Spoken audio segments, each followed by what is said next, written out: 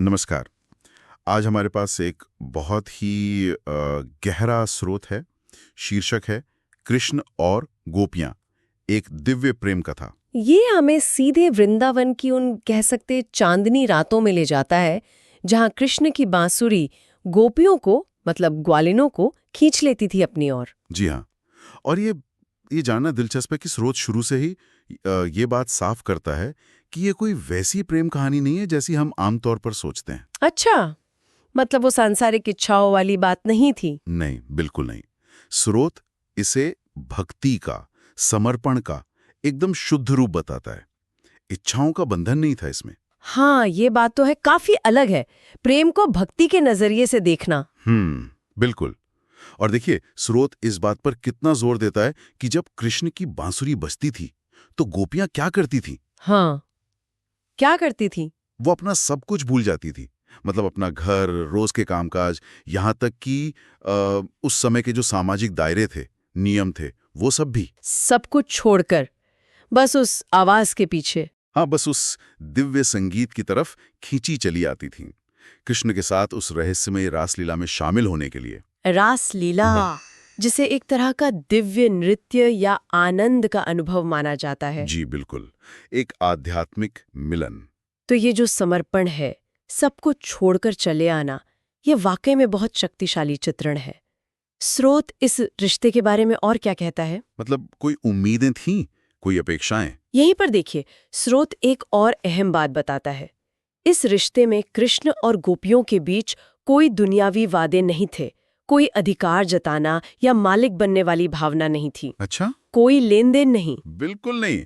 न गोपियों ने कृष्ण से कुछ सांसारिक चीज मांगी, न कृष्ण ने उन्हें कोई वैसा वचन दिया। स्रोत इसे पूरी तरह से एक, आप कह सकती हैं, आध्यात्मिक मिलन के रूप में देखता है। आध्यात्मिक मिलन। हाँ, यहाँ प्रेम का मतलब ही था खुद को, अपने अहम को उस परम चेतना में पूरी तरह से विलीन कर देना, खो देना। ये व्यक्तिगत इच्छाओं से बहुत परे की बात थी। ये प्रेम पाना नहीं था या किसी रिश्ते में बंधना नहीं था।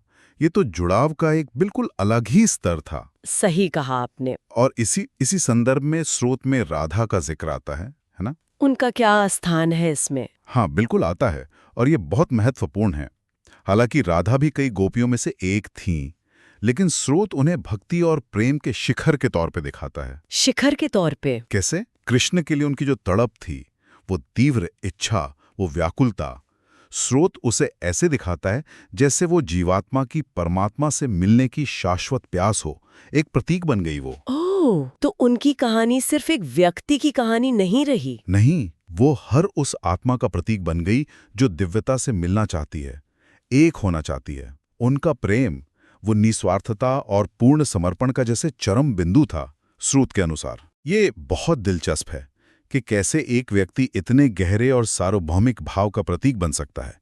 तो अगर हम सब बातों को समेटें, स्रोत का जो मुख्य संदेश है, वो प्रेम के बारे में हमें क्या सिखाता है? देखिए, स्रोत का सार मेरे ख्याल से यही है कि ये कहानी प्रेम को कोई बाहरी चीज जिसे पाना है या हासिल करना है वैसे नहीं देखती। तो फिर कैसे देखती है? ये उस प्रेम को याद करने की बात करती है।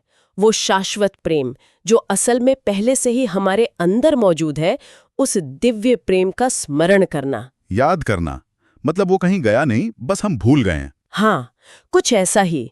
गोपियों का कृष्ण की ओर खींचना भी एक तरह से अपने ही अंदर की दिव्यता की ओर लौटना था, जिसे वो कृष्ण की मौजूदगी में महसूस करती थीं। समझ गया। यानी प्रेम बाहर खोजने की चीज कम और अंदर महसूस करने या याद करने की अनुभूति ज्यादा है। ये एक बहुत ही अलग नजरिया है। एकदम। और स्रोत कहता है कि ये प्रेम इतना शाश्वत है, इतना कालातीत है कि इसकी गूंज आज भी महसूस होती है। आज भी किन लोगों में? हर उस दिल में जो सच्चाई की, दिव्यता की, या कह लीजिए परमात्मा की तलाश में है। ये कहानी हजारों साल बाद भी प्रेरणा देती है।